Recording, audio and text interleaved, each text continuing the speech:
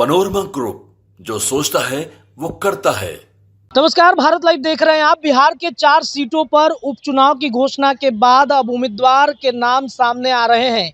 जहां कल एनडीए गठबंधन की तरफ से भारतीय जनता पार्टी ने अपने 2 उम्मीदवार के नाम की घोषणा की, उसके बाद जनता दल यूनाइटेड की तरफ से उम्मीदवार के नाम सामने आए।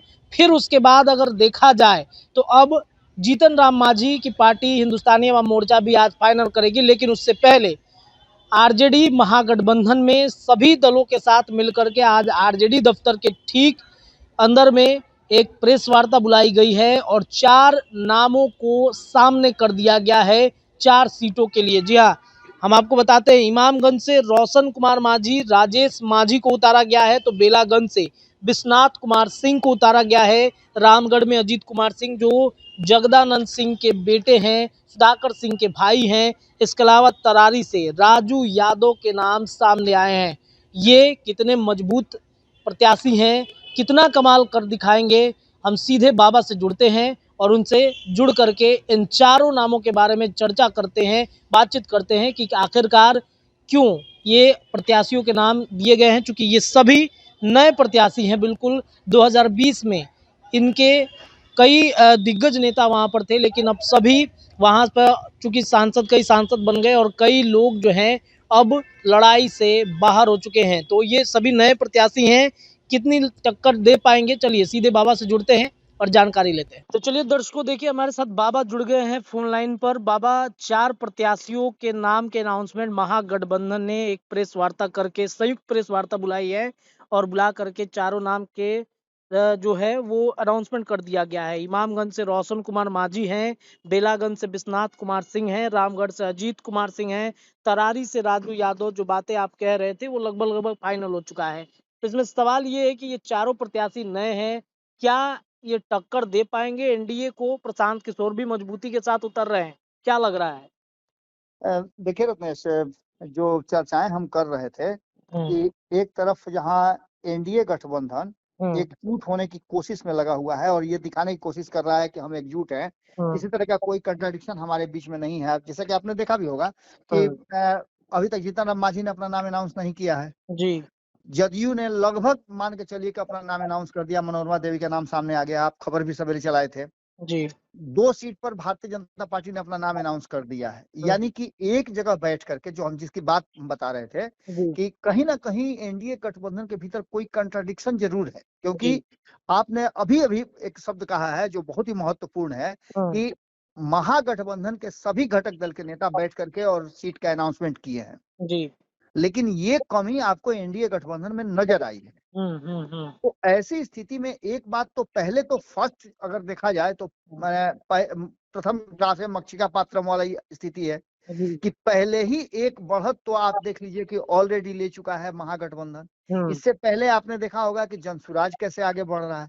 हम लगातार इस बात की चर्चा कर रहे हैं, जिस दिन से चुनाव की घोषणा हुई है उस दिन से हम बार बार ये कह रहे हैं कि देखिए बिहार सबसे ज्यादा फोकस है, 2 राज्यों में चुनाव है, उसकी चर्चा कम आप सुन रहे होंगे, लेकिन बिहार की 4 सीटों की चर्चा खूब सुनाई दे रही होगी। मैंने कई नेशनल मीडिया में देखा है कि बिहार की इन 4 सीटों पर सबका फोकस्ड है। बिल्कुल, कारण उसका है कि लिटमस टेस्ट माना जा रहा है इसे 2025 का। बिल्कुल, आप समझिए ना कि सबसे पहले तो सबका ध्यान जो है उस प्रशांत किशोर के तरफ है, जो प्रशांत किशोर कई राज्यों में सरकारें बनवाने के लिए एक उसका अंग हुआ करते थे। चलिए हम मान लेते हैं कि लोग कहते हैं, उनके विरोधी कहते हैं कि उनका क्या योगदान है, वो हम भी कहते हैं कि स्थापित लोगों को उन्होंने सहयोग दिया है या उनके लिए उन्होंने स्ट्रेटजी बनाई है, लेकिन गिलहरी के बराबर भी उनका योगदान तो रहा है ना जी।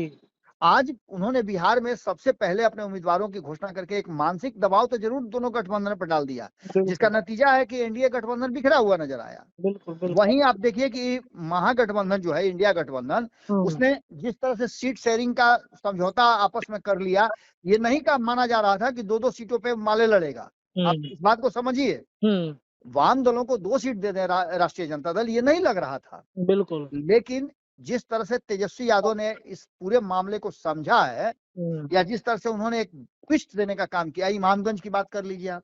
इमामगंज एक ऐसा सीट है जिसकी चर्चा लंबे समय से चल रही थी। कल भी आपको हमने बताया था खबरों में कि जैसे जनसुराज के कैंडिडेट का अनाउंसमेंट हुआ, वैसे ही ये बात आ गई कि न तो एनडीए और ना ही इंडिया गठबंधन, दोनों के जो उम्मीदवार पिछले चुनाव में थे वो अब तक इमामगंज के विकास के लिए कुछ भी नहीं कर पाए हैं। एक ठप्पा लगा हुआ था कि 2 साल से जीतन राम मांझी हैं, इमामगंज का कोई विकास नहीं हुआ। जी 5-6 बार वहां से रह चुके हैं उदय नारायण चौधरी, कुछ विकास नहीं हुआ। जी तो इसका मतलब था कि राष्ट्रीय जनता दल ने उन बातों को, नॉर्म्स को पकड़ा है और ये सीट जो है इमामगंज की उसने सीपीआईएमएल को दिया है, जिसमें आपने बताया भी कि रोशन कुमार उर्फ राजेश मांझी को वहां से टिकट दिया गया है।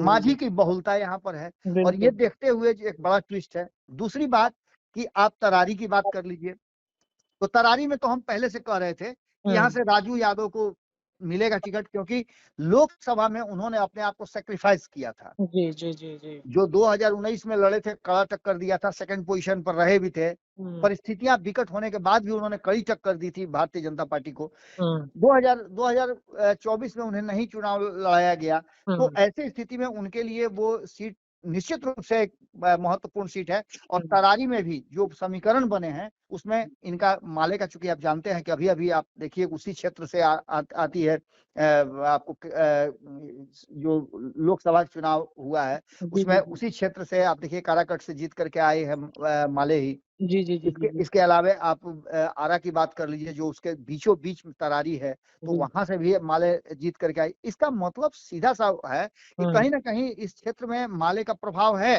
इसे इनकार नहीं कर सकते हैं। तो राजू यादव की उपयोगिता भी, राजू यादव को यहाँ उम्मीदवारी देना भी एक बड़ा मूव हो सकता है। दूसरी बात कि हम लगातार चर्चा कर रहे थे कि ये अभी तक नहीं हो पाया है आरजेडी में कि बेलागंज की सीट हो या फिर सुरेंद्र यादव को कोई माइनस कर दे। जैसे 7-7 बार वहां से चुनाव जीतने वाले सुरेंद्र यादव के पुत्र के बारे में कहा जा रहा था कि विश्वनाथ सिंह को वहां से चुनाव लड़ाया जाएगा जी, और हुआ भी वैसा ही।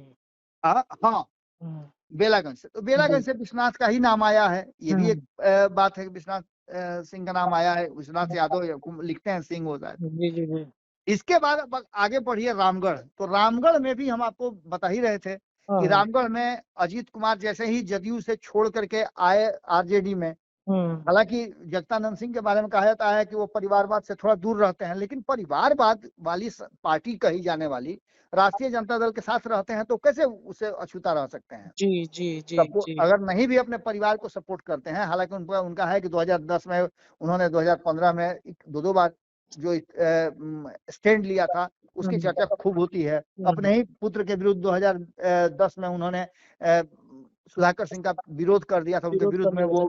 हाँ, इसके बाद अब अजीत सिंह, जो कि सुधाकर सिंह का सीट खाली हुआ है, हालांकि बड़ी मुश्किल से पिछली बार जीते थे, वहां से बीजेपी ने भी अपना उम्मीदवार घोषित कर दिया है अशोक सिंह को।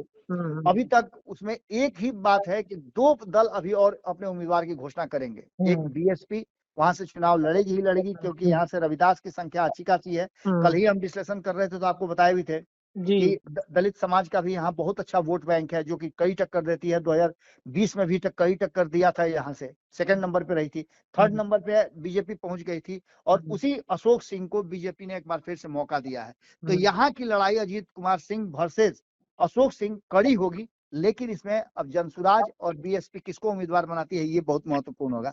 इस सभी बातों में एक बात तो कॉमन है रत्नेश, कि जो आपने बात बताया है और जितनी बातें आपसे हमारी हुई आरजेडी के और इंडिया गठबंधन के संयुक्त जो प्रेस कॉन्फ्रेंस हुआ, इसमें हम देख रहे हैं कि करीब 10-12 लोगों का, जो भी पार्टियां हैं उनका इसमें हस्ताक्षर भी है। सभी लोगों ने इस बात पर मुहर लगाई है कि भाई हम सब लोग इस सीट शेयरिंग के समझौते से खुश हैं।